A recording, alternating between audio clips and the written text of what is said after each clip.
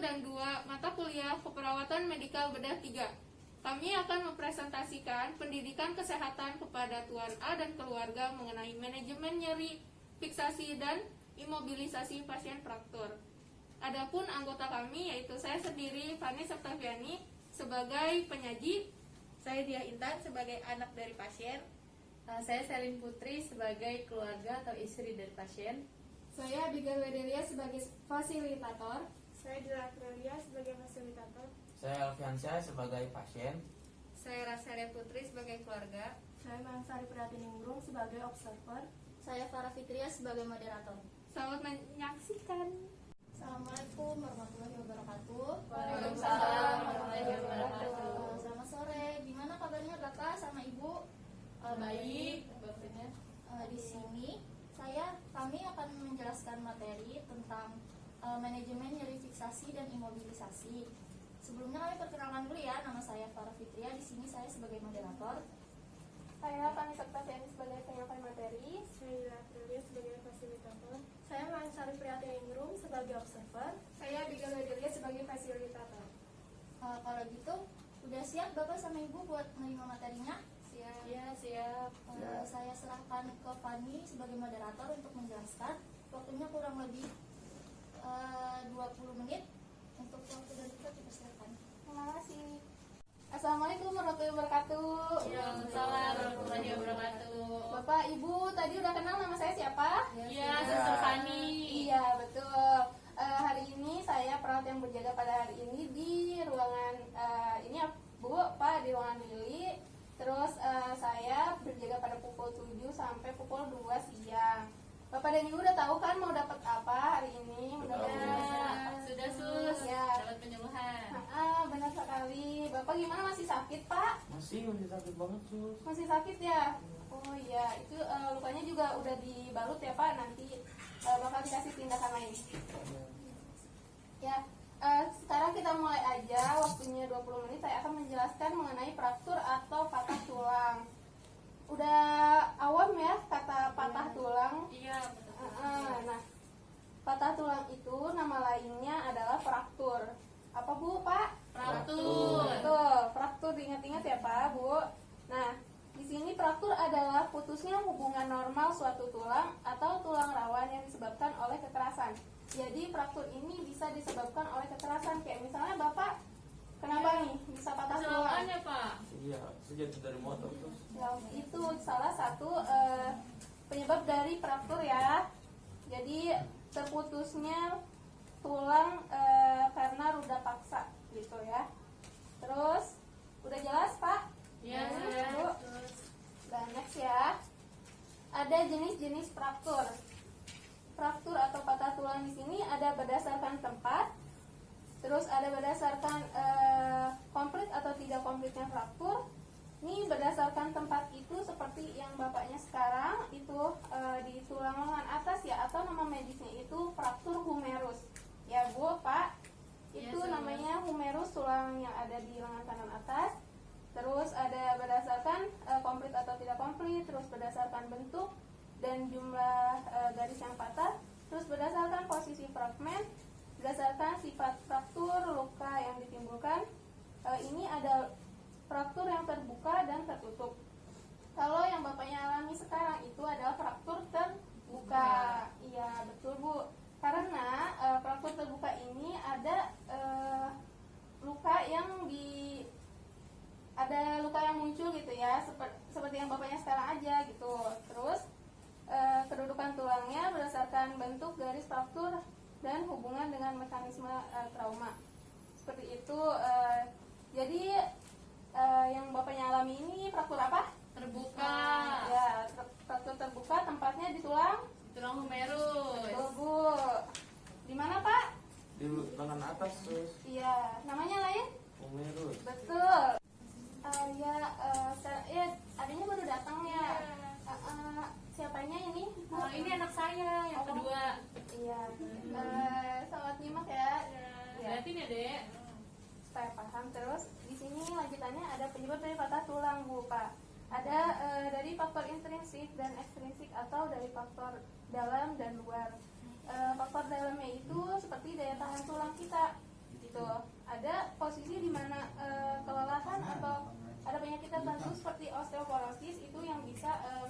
tulang itu gampang fraktur atau patah tulang gitu.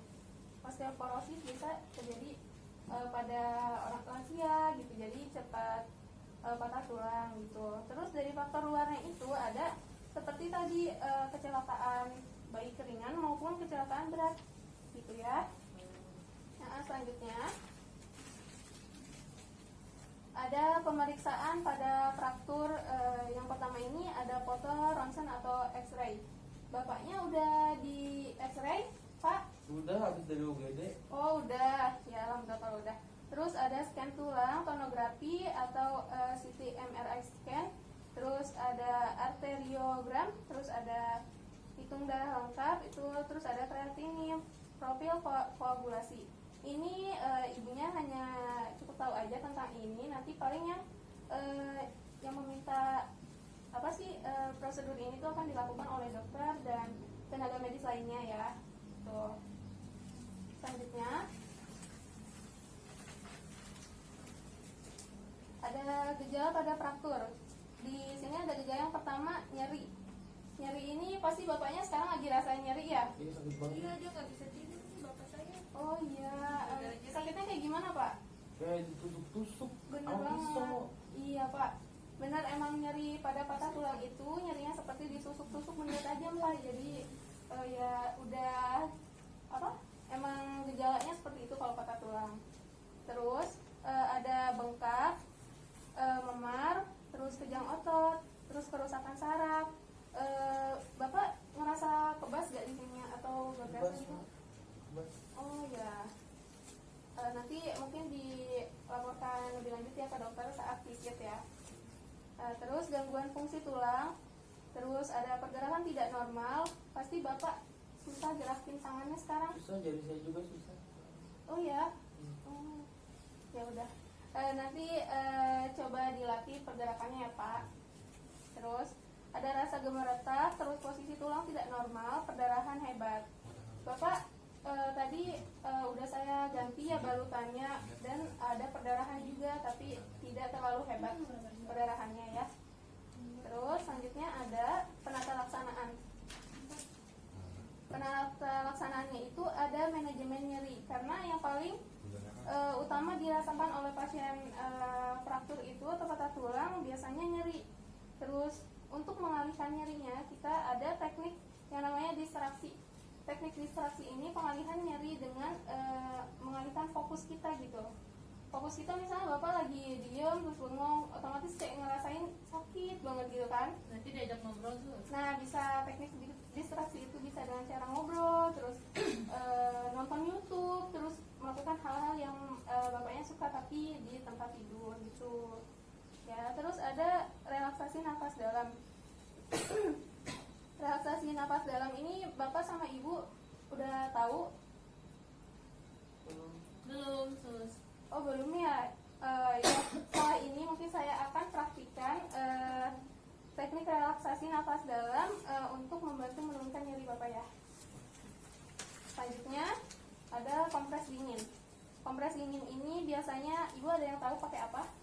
Kayak dingin. Ya, Pakai es betul. batu. Benar. Pakai es batu karena di sini kompres dengan es itu terbukti meredakan nyeri pada pasien dengan patah tulang. Dianjurkan itu 1-3 hari setelah cedera. Jadi Bapak ini cederanya hari apa? Kemarin. Nah, masih efektif untuk menurunkan nyeri dengan kompres dingin ya Pak. Nanti bisa dibantu ibunya perawatnya untuk kompres Bapaknya ya. Ya, sus. Terus dengan ROM range of motion itu diberikan pada bagian yang kontraksi dan relaksasi. Itu maksudnya pada bagian tulang atau otot yang mengalami kekakuan. Nanti dibantu oleh perawatnya dengan gerakan-gerakan kecil gitu ya Pak. Terus di sini ada, nah yang selanjutnya itu ada fiksasi. Yang sebelumnya itu ada manajemen nyeri kan ya Bu. Terus selanjutnya fiksasi ini tujuannya itu untuk mempertahankan posisi sampai penyembuhan tulang menjadi kembali seperti semula ya Pak, seperti itu. Terus yang selanjutnya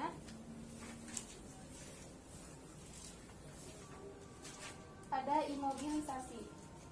imobilisasi ini apa? Yaitu mengembalikan atau memperbaiki tulang yang patah ke dalam bentuk yang mendekati semula. Jadi imobilisasi ini kata lainnya tidak menggerakkan bagian yang sakit gitu. Misalnya seperti Bapak di bagian sini ya sakitnya bagian lengan atas. Jadi diusahakan diperkecil pergerakan tulangnya gitu. Selanjutnya ada traksi, ini dilakukan oleh dokter atau perawat nanti ya Bu. Terus ada komplikasi dari fraktur. Komplikasinya ini ada yang akut dan jangka panjang. Yang akutnya ini atau yang komplikasi yang sekarang gitu. Ini menyebabkan perdarahan. Seperti yang Bapak yang alami, perdarahannya cukup banyak tapi tidak terlalu berlebihan ya. Terus juga di sini ada komplikasi lain seperti infeksi, karena di sini Bapaknya atau pada kasus-kasus lain juga fraktur itu ada yang terbuka, terus ada luka, otomatis luka tersebut rentan infeksi ya. Terus komplikasi jangka panjangnya itu seperti ketidakstabilan sendi. Di sini mungkin komplikasi jangka panjangnya itu sendinya itu menjadi tidak stabil karena penyembuhannya itu yang penyembuhannya tidak maksimal ya. Seperti itu. Terus Bapak Ibu tahu nggak sih pertolongan pertama pada pasien dengan fraktur, terutama Bapak ini sebelum dibawa ke rumah sakit, Ibu sama Bapak kasih pertolongan pertamanya apa? Enggak tahu Sus. Enggak tahu. Langsung dibawa ke UGD Sus. Panik mama saya. Oh, panik ya. Ya, jadi ada baiknya pertolongan pertamanya itu ya Pak, Ibu, karena Ibu dan Bapak langsung dibawa ke rumah sakit gitu aja ya. Iya. Tanpa diapain kayak gitu tangannya. Enggak tahu sih, saya takut. Oh, takut ya? Iya, saya panik. Jadi lain kali amit-amit tapi ya di rumah ada yang kecelakaan lagi seperti patah tulang ini bisa Silakan lagi. amit-amit ya Bu, jangan Iya. sampai. Tapi kita alangkah baiknya kita belajar juga gimana sih caranya kan. Terus pertolongan pertama ada salah satunya pembidaian. Ini bisa dilakukan di rumah. Jadi dan bapaknya juga belum dibidaikan, kebetulan akan dilakukan pembidaian oleh saya sendiri. Setelah ini ya bidai itu dengan cara memasang kalau di Pakai apa tuh Sus? pakai papan Oh, gitu. yang ditahan gitu nanti tulangnya. Kayak gambar ya. Nah iya benar kayak gini. Nah ya nanti Bapak kayak ditahan gitu Pakai dengan kayu ya? pakai kayu bisa. Terus untuk mencegah rasa nyeri juga dan mengurangi pergerakan tulang tuh supaya nyerinya juga nggak terlalu kerasa gitu ya Pak Bu. Iya. Udah itu materi terakhir. Bagaimana cukup jelas? Jelas. Baik, kalau gitu Bapak sama Ibu, sekian penjelasan materi hari ini mengenai manajemen nyeri fiksasi dan mobilisasi. Apa Bapak, Ibu, atau adiknya ada pertanyaan? Mau nanya, Sus, boleh nggak? Silakan Bu. Iya, itu bahaya nggak sih nanti buat kedepannya? Terus boleh nggak kalau diurut? Oke, kalau gitu untuk pertanyaannya bisa saya serahkan ke Fani langsung untuk menjawab. Silakan. Ya izinkan saya untuk menjawab ya moderator. Pertanyaannya tadi bahaya nggak ya? Gitu. Iya, untuk kedepannya. Terus Oh, boleh nggak bapaknya diurut? Oh ya, Minta urut. ya terima kasih juga Ibu pertanyaannya. Ini pertanyaan yang bagus dan kayak di masyarakat itu pasti bingung juga ya. Iya. Nah bahaya atau enggak sih? Enggak bahaya kalau menurut saya, karena Bapak dan Ibu ini udah benar ya dibawa langsung ke UGD, ke rumah sakit. Otomatis akan ditangani oleh ahlinya gitu dengan dokter, dan dokternya pun dokter spesialis tulang sendiri gitu. Terus boleh nggak sih dibawa ke tukang urut? Gak boleh Bu, jawabannya tidak direkomendasikan, karena tidak boleh juga tukang urut ini kan bukan pendidikannya bukan spesialis khusus untuk menangani tulang, dan juga hanya dengan skill yang belajar sendiri otodidak gitu ya. Mungkin ya memang di luar sana banyak yang patah tulang terus dibawa ke tukang urut terus sembuh gitu, tapi kita kan nggak tahu jangka panjangnya akan seperti apa ya, seperti itu. Jadi menurut saya kalau misalnya ada kasus seperti ini lagi, benar sekali udah langsung bawa aja ke rumah sakit gitu supaya ditangani langsung oleh dokter gitu. Makasih Sus. Udah jelas Ibu? Iya, sudah jelas Sus. Ada lagi yang ingin ditanyakan? Sudah, cukup. Kayak sekian moderator, saya sudah menjawab pertanyaan. Gimana Ibu, udah cukup jelas sama penjelasannya? Iya, sudah Sus. Itu sekarang saya ingin mengulang sedikit materinya supaya Bapak sama Ibu lebih paham ya. Iya, Yang pertama, apa itu fraktur? Fraktur patah tulang. Ada dua jenis fraktur secara umum. Apa Ibu bisa sebutkan? Tertutup dan terbuka. Ini kalau Bapaknya termasuk jenis fraktur apa? Terbuka ya, Dek? Coba lihat. Jangan dong, Dek. Terbuka ya, di Iya. apa? Di lengan atas, namanya humerus. Ya. Kalau gejala yang biasa terjadi sama pasien fraktur apa aja? Nyeri. Apa Pak? Apalagi Pak? Perdarahan. Iya, perdarahan. Nah, terus di sini ada manajemen nyeri yang bisa dilakukan untuk mengurangi rasa nyeri. Tadi udah dijelasin sama Fani, bisa ibu sebutkan apa aja? Mari tadi. Iya, Relaksasi nafas dalam. YouTube. Terus Nonton YouTube. ya, nonton Kita YouTube ajak bisa. ngobrol nih Bapaknya. Ya, Pak? Ya nggak, Pak? Ya, Dengerin musik juga bisa ya Pak ya? ini satu lagi sus, kompas dingin. Iya, Iya, pakai kompas. kompas dulu. Terus ada komplikasi yang bisa terjadi, itu apa aja? Perdarahan. Ya, perdarahan, Terus terus apalagi, Dek? infeksi. Iya, infeksi. Ya. Benar. Baik, Bapak Ibu, sebelum saya tutup, di sini ada rekan-rekan saya yang akan membagikan leafletnya supaya Bapak sama Ibu bisa baca ya. Oh gitu, mau Suster. Terima kasih ya. Terima kasih Suster. Ini bermanfaat banget sih Ya, Suster. biar Bapak Ibunya bisa. Udah sama deh. Ya, Pak. Udah cukup paham ya Bu, Pak? Oh, iya. Pembahasan hari ini. Iya, Sus, paham. Kami pamit undur diri sebelumnya. Kurang lebihnya mohon maaf. Wassalamualaikum warahmatullahi wabarakatuh. Waalaikumsalam warahmatullahi wabarakatuh. Makasih ya Suster. Assalamualaikum warahmatullahi wabarakatuh. Saya akan mempraktikkan prosedur teknik relaksasi nafas dalam kepada pasien Tuan A untuk mengurangi rasa nyerinya. Selamat siang Pak. Waalaikumsalam, yang juga Masih ingat sama saya? masih yang tadi kali kan? Yang Siapa? masih Siapa Pak? suster Fani. Benar. Pak, ini sesuai janji kita akan melakukan teknik relaksasi nafas dalam untuk mengurangi nyeri Bapak. Sekarang masih nyeri Pak? Tangannya? Masih sakit Bang. Masih sakit? Kalau 1 sampai 10 berapa nyerinya? Kira 7 dong. 7? Iya. Nyerinya seperti apa? Kayak ditusuk-tusuk mbak sama pisau. Seperti itu. Iya. Ya udah, nanti sekarang saya akan memberikan informasi kepada Bapak tentang teknik relaksasi nafas dalam untuk mengurangi nyeri Bapak. Waktunya itu 10 menit. Bagaimana? Apakah Bapak bersedia? Ya udah, tempatnya di sini aja ya Pak. Saya siapin. Bapak persiapan diri terlebih dahulu. Apakah ada yang ingin ditanyakan? Lanjut aja. Oh ya udah, kita mulai aja ya Pak. Bapak sekarang posisinya udah nyaman atau belum? Kayak gini, Udah sih. udah nyaman. Emang saya biasa megangin tangan saya sih sakit. Kalau sakit ya Pak. Ya udah. Pak, jadi pertama teknik relaksasi nafas dalam itu dengan cara tarik nafas dalam seperti ini Pak. Saya contohkan dulu ya. Tarik nafas. Panggil terus.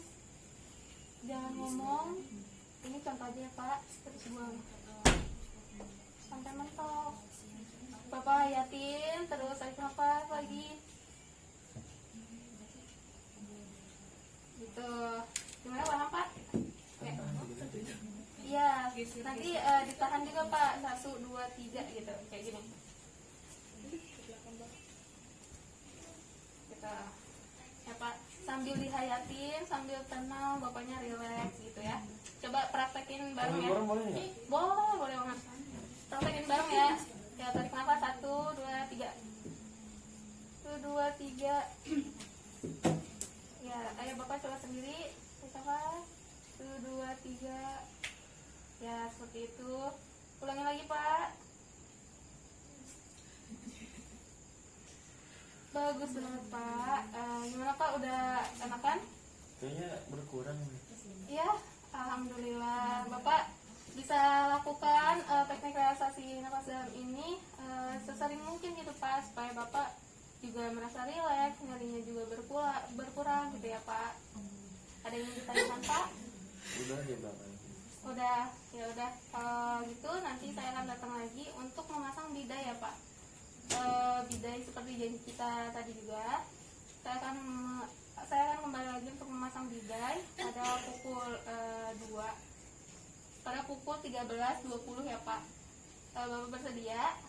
Ya udah, saya kembali dulu ke nurse station. Bapak cepat sembuh ya, Pak. Assalamualaikum. Assalamualaikum warahmatullahi wabarakatuh. Di sini saya akan melakukan prosedur tindakan pemasangan bidai pada pasien fraktur. Pasien fraktur humerus. Adapun prinsip dari pembidaian, yaitu pembidaian dilakukan dengan pendekatan atau prinsip melalui sendi. Terus pakaian yang menutupi anggota gerak pasien diusahakan untuk disingkirkan. Terus kita periksa ada gangguan vaskuler atau neurologis atau tidak, seperti misalnya kesemutan atau pasiennya merasa kebas. Terus tutup luka dengan kasa steril jika ada luka terbuka. Terus pembidaian, jangan memindahkan penderita sebelum pembidaian kecuali ada di tempat bahaya. Jadi diusahakan pembidaian ini merupakan pertolongan pertama pada pasien fraktur. Jadi sebelum pasien dimobilisasi atau diangkat atau dipindahkan, usahakan dilakukan pembidaian terlebih dahulu untuk mengurangi pergerakan pada sendi atau tulangnya. Ya, untuk yang selanjutnya, ada pun syarat-syarat pembidaian, yaitu siapkan alat-alat dengan lengkap. Alatnya itu ada seperti mitela sebagai pengikat, terus bidainya itu bisa dari kayu atau plastik atau gipsum. Terus yang selanjutnya itu ikatan bidai tidak terlalu kuat, tidak juga terlalu longgar. Terus yang selanjutnya dipasang bidai dipasang pembalut terlebih dahulu sebelum dipasangkan ke pasien. Terus jumlah ikatan itu harus sesuai dengan luas tulang yang patah. Terus jumlahnya 2 bidai saja diperbolehkan, tetapi untuk 3 bidai dianjurkan juga supaya lebih baik dan stabil. Terus selanjutnya ke prosedur pemasangan bidai pada pasien dengan fraktur humerus.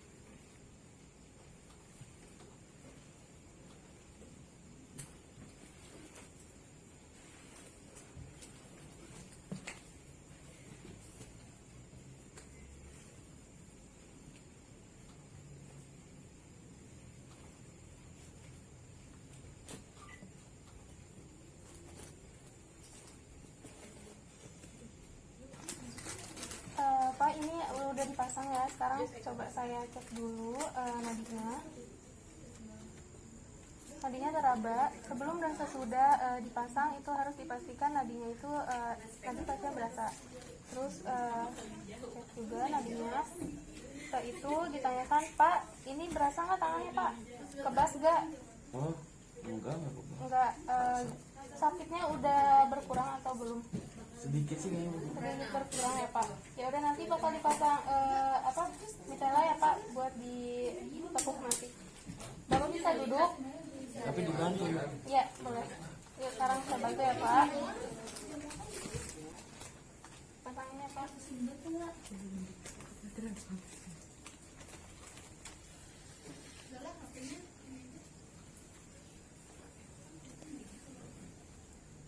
Sebentar ya Pak.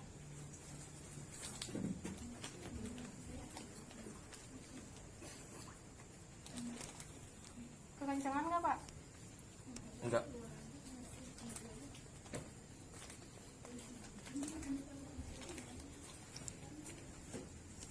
Udah nyaman belum Pak? Kayaknya agak lebaran ke kanan. Sini. Nah, gimana? Nyaman? Sekian prosedur pemasangan bidai dari kami. Kurang lebihnya mohon maaf. Wabillahi taufiq wal hidayah. Wassalamualaikum warahmatullahi wabarakatuh. Sekian